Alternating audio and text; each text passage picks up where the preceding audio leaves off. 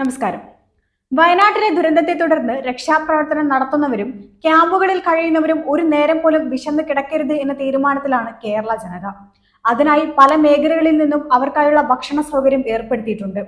പള്ളികളിലും പൊതുയിടങ്ങളിലും ഭക്ഷണം തയ്യാറാക്കുന്നുണ്ട്. കൂടാതെ നിരവധി ഹോട്ടലുകളിൽ നിന്നും ഭക്ഷണ സംവിധാനം ഏർപ്പെടുത്തിയിട്ടുണ്ട്. രക്ഷാപ്രവർത്തനം നടത്തുന്നവർക്ക് കൃത്യമായ ഭക്ഷണം കൊണ്ടെത്തിക്കുവാൻ സാധിക്കുന്നില്ല പലപ്പോഴായും. അതിനാൽ തന്നെ ചൂരൽമലയിൽ രക്ഷാപ്രവർത്തനം നടത്തുന്നവർക്കായി സമയാസമയം ഭക്ഷണം എത്തിക്കാൻ ഡ്രോണുകൾ ഉപയോഗപ്പെടുത്തിയിരിക്കുകയാണ്.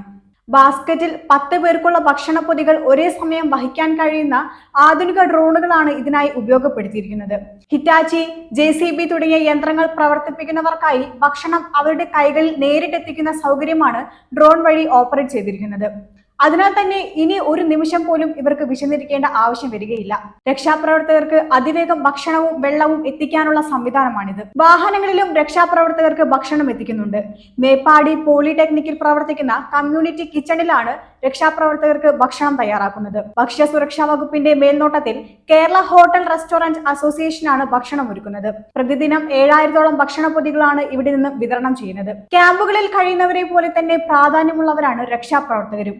നമുക്കറിയാം, പ്രതികൂല കാലാവസ്ഥയിലും അവരായിരുന്നു താങ്ങായി നിന്നത്. സ്വന്തം ജീവൻ പണയം വെച്ചുകൊണ്ടാണ് ഓരോരുത്തരും അപകട നാൾ മുതൽ തന്നെ രക്ഷാപ്രവർത്തനത്തിന് ഇറങ്ങിത്തിരിച്ചത്. അപ്പോൾ പിന്നെ അവരുടെ ചെറിയ ആവശ്യമാണെങ്കിൽ പോലും അത് നിറവേറ്റേണ്ടത് നമ്മുടെ ഉത്തരവാദിത്തമാണ്. എല്ലാവരും മുൻകൈയെടുത്തുകൊണ്ട് ഭക്ഷണം എത്തിക്കുന്നത് തന്നെയാണ് ഏറ്റവും നല്ല കാര്യം. മാത്രമല്ല, നിരവധി ആളുകൾ സഹായമായി എത്തുന്നുണ്ട്. അതും എടുത്തു പറയേണ്ട ഒരു കാര്യം തന്നെയാണ്. ധനസഹായമായിക്കോട്ടെ, മറ്റു വസ്തുക്കളായിക്കോട്ടെ, നിരവധി പേരാണ് സഹായവുമായി ഇപ്പോഴും ദുരന്തമുഖത്തേക്ക് എത്തിക്കൊണ്ടിരിക്കുന്നത്.